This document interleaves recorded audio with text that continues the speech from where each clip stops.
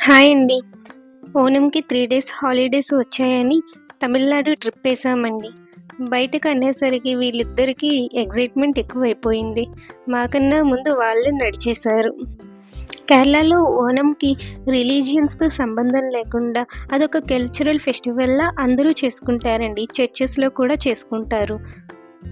ఓణం రోజు ఇలా ముగ్గులు వేసి, రకరకాల వంటలు చేసి బలిచక్రవర్తికి వీళ్ళు స్వాగతం పలుకుతారండి. మేము త్రివేంద్రం నుండి మదురై వెళ్ళే ట్రైన్ ఎక్కాము. వే అయితే చాలా బావుందండి. ఆ వ్యూ చూడ్డానికైనా సరే మళ్ళీ మళ్ళీ వెళ్ళాలి అనిపించేంత బాగుంది.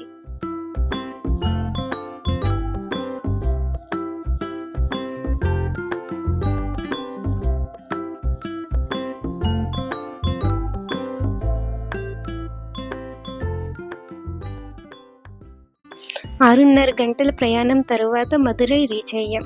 మదురై రీచ్ అయ్యేసరికి 10:30 అయ్యింది. ఇలా బయటకొచ్చేసరికి ఫుడ్ స్టాల్స్ కనిపించాయండి. కేరళలో ఏదైతే మిస్ అయ్యామో అది ఇక్కడ మిస్ అవ్వకూడదని టైంతో సంబంధం లేకుండా మా వారు ఒక ప్లేట్ ఇడ్లీ, నేనొక ప్లేట్ దోస ఆర్డర్ పెట్టుకొని తినేసాం. చాలా బావుందండి. ఎస్పెషల్‌గా చట్నీ. కేరళలో ఈ చట్నీ దొరకదు. అక్కడి నుండి మేము బుక్ చేసుకున్న లాడ్జ్‌కైతే వచ్చేసామండి. ఈ లాడ్జ్ మాకు తెలిసిన వాళ్ళ ద్వారా బుక్ చేసుకున్నా. అందుకే 2000 అయ్యిందండి రూమ్‌కి. మీరు ఆన్‌లైన్‌లో బుక్ చేసుకుంటే 1200కే దొరుకుతుంది.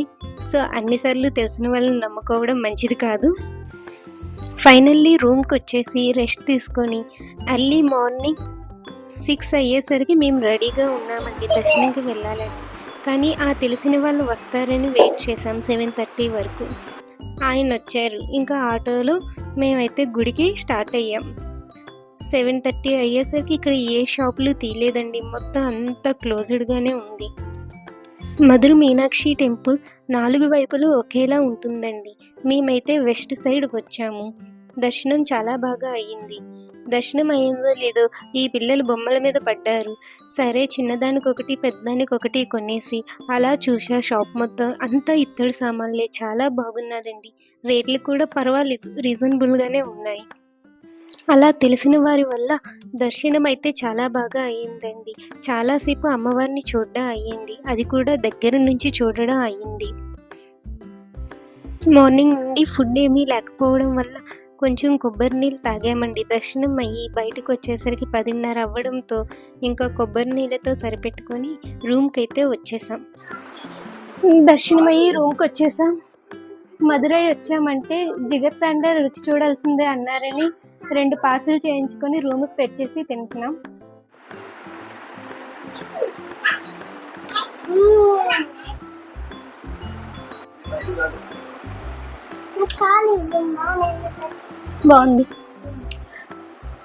బాగుంది. ఐస్ క్రీమ్ కలిపిన బాదం మిల్క్‌లా ఉంది. రూమ్‌కొచ్చి 1 అవర్ రెస్ట్ తర్వాత లంచ్ చేయడానికి వెళ్తున్నాం. దగ్గరలోనే ఒక హోటల్ ఉంది. ఆన్లైన్‌లో రివ్యూలు చూసి ఇక్కడ ఫుడ్ బాగుంటుంది అనడంతో ఈ హోటల్‌కి వచ్చామండి. మీల్స్ ఆర్డర్ పెట్టుకున్నాం. ఫుడ్ అయితే బాగుంది. పర్వాలేదు. ఫుడ్ తినేసి షాపింగ్‌కి వెళ్ళామండి. దారిలో ఇరానీ టీ కనిపిస్తే ఒకసారి అలా టేస్ట్ చేసేసి, దారిలో ఎవరో చెప్పారు మదురైలో కాటన్ ఫేమస్ అని. అలా కాటన్ శారీస్ తీసుకోవడానికని వెళ్ళాం. మదురైలో సుంగిడి కాటన్ శారీస్ ఫేమస్ అండి. ఎందుకంటే వీటి డయ్యింగ్ ఇక్కడే చేస్తారు. వాళ్ళు చేతులతో అవి కట్టి అలా డయ్యింగ్ చేస్తారండి. మీరెప్పుడైనా మదురై వెళ్తే కాటన్ శారీస్ తీసుకోవడం మర్చిపోకండి. నిజంగా కాటన్ శారీస్ చాలా ఫేమస్ అండి. పట్టు చీరల కన్నా కాటన్ చీరల్లోని చాలా రకాలు ఇక్కడ మాకు కనిపించాయండి. మీరెప్పుడైనా వస్తే ఖచ్చితంగా ఒక్క కాటన్ శారీ అయినా కొనుక్కోవడానికి ట్రై చేయండి.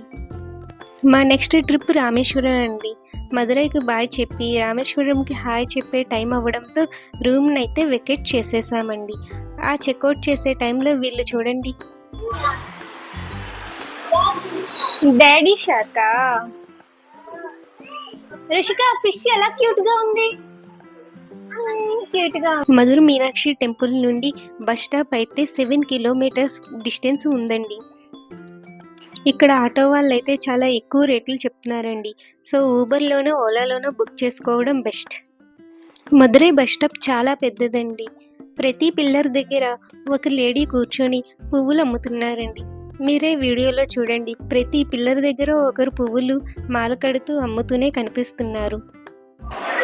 మదురై నుంచి రామేశ్వరంకి బస్ టికెట్ అయితే బుక్ చేసాం. కానీ బస్సు వెతుక్కోవడానికి చాలా టైం పట్టేసింది మాకు. మా వారు బస్సు ఎక్కడుందో వెతకడానికి వెళ్ళారు. మదురై నుంచి రామేశ్వరం 3:30 గంటలు పట్టింది. ఫైనల్గా రూమ్కి అయితే వచ్చేసి ఇంకా రెస్ట్ తీసుకుంటున్నాం. రేపు రామేశ్వరంలో దర్శనం ఇంకా ఏమేమి చూస్తా అవన్నీ నెక్స్ట్ వీడియోలో పెడతానండి. తప్పకుండా చూడండి.